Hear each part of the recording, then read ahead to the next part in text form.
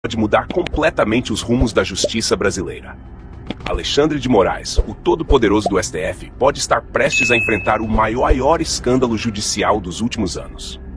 Documentos secretos revelam que um dos seus juízes auxiliares aventou a possibilidade de editar vídeos e imagens dos atos de 8 de janeiro, lançando uma suspeita gigantesca sobre a integridade das investigações. Isso mesmo. Um e-mail interno obtido pela revista Oeste mostra que o juiz Leonardo Fernandes, subordinado direto de Moraes, pediu que todos os envolvidos na apuração enviassem seus vídeos para fechar a possibilidade de edição antes de disponibilizá-los nos processos. Mas o que isso significa? Será que provas foram manipuladas? Será que informações foram plantadas? Será que o maior tribunal do país forjou evidências para manter presos aqueles que desafiaram o sistema? As revelações são estarrecedoras e podem levar à anulação de todos os processos relacionados ao 8 de janeiro. A denúncia vem acompanhada de uma preocupação ainda maior. Segundo juristas, qualquer tipo de edição de provas pode significar falsificação documental. O advogado constitucionalista André Marsiglia foi taxativo ao afirmar: uma prova editada é uma prova criada. E se isso for comprovado, não estamos falando apenas de uma irregularidade administrativa, mas de um crime gravíssimo que pode levar a punições severas. Não é qualquer um dizendo isso, é um especialista no assunto. E pior, a defesa de diversos investigados já se manifestou e declarou que todos os processos do 8 de janeiro são nulos. Afinal, como alguém pode se defender de uma acusação baseada em provas manipuladas? Como pode um julgamento ser imparcial se o próprio STF atuou como investigador, acusador e juiz ao mesmo tempo? Isso tudo configura nada menos que um tribunal de exceção, algo completamente incompatível com a democracia e o Estado de Direito. Se isso se confirmar, Alexandre de Moraes pode estar com os dias contados no Supremo. Mas a bomba não para por aí. Sabe o que é ainda mais assustador? Esse material estava nas mãos do STF desde o início do processo, mas não foi disponibilizado às defesas dos investigados. Ou seja, o gabinete de Moraes segurou provas cruciais até decidir o que fazer com elas. Por quê? O que havia nesses vídeos que não poderia vir a público? Será que mostravam algo diferente da narrativa oficial? Será que alguém dentro do tribunal sabia que as imagens poderiam desmontar as acusações? A revelação coloca o Supremo Tribunal Federal no epicentro de um escândalo sem precedentes. E agora os ministros terão que responder perguntas duríssimas. Se provas realmente foram manipuladas, isso abre caminho para pedidos de impeachment, perda de cargo e até processos criminais contra os responsáveis. E mais, a Polícia Federal e o Tribunal Superior Eleitoral, que participaram das investigações, também podem estar comprometidos nessa história.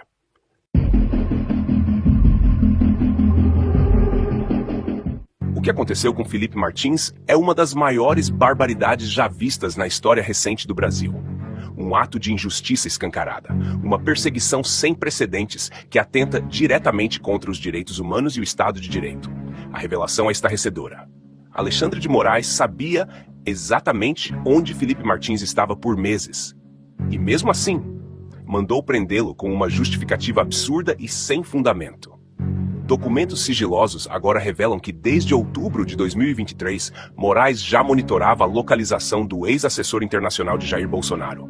E mesmo tendo todas as informações em mãos, decidiu decretar sua prisão com base em uma narrativa completamente fabricada. Mas por que isso aconteceu? Qual o verdadeiro objetivo dessa perseguição? A resposta é chocante e revela um padrão de abuso de poder jamais visto. A pergunta que não quer calar é: se Moraes já possuía a geolocalização de Felipe Martins há meses, como pode justificar sua prisão sob a alegação de uma viagem aos Estados Unidos? Essa é uma contradição gritante que expõe o grau de manipulação que tem dominado as decisões da Suprema Corte. E não é só isso.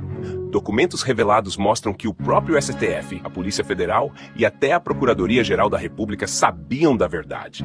Eles tinham conhecimento de que Felipe Martins nunca saiu do Brasil, mas deixaram que ele fosse preso assim mesmo.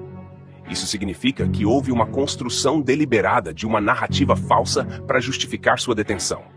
Isso é crime. Isso é tortura judicial, perseguição política e um atentado direto contra o Estado Democrático de Direito. E se fizeram isso com ele, quem mais pode estar sendo vítima desse mesmo esquema? O ministro do Supremo, Alexandre de Moraes, acompanhava a localização do ex-assessor internacional Jair Bolsonaro 3 meses antes de prendê-lo. Decisões do ministro, agora em sigilo, mostram que o magistrado possuía informação de geolocalização de Martins desde outubro de 2023.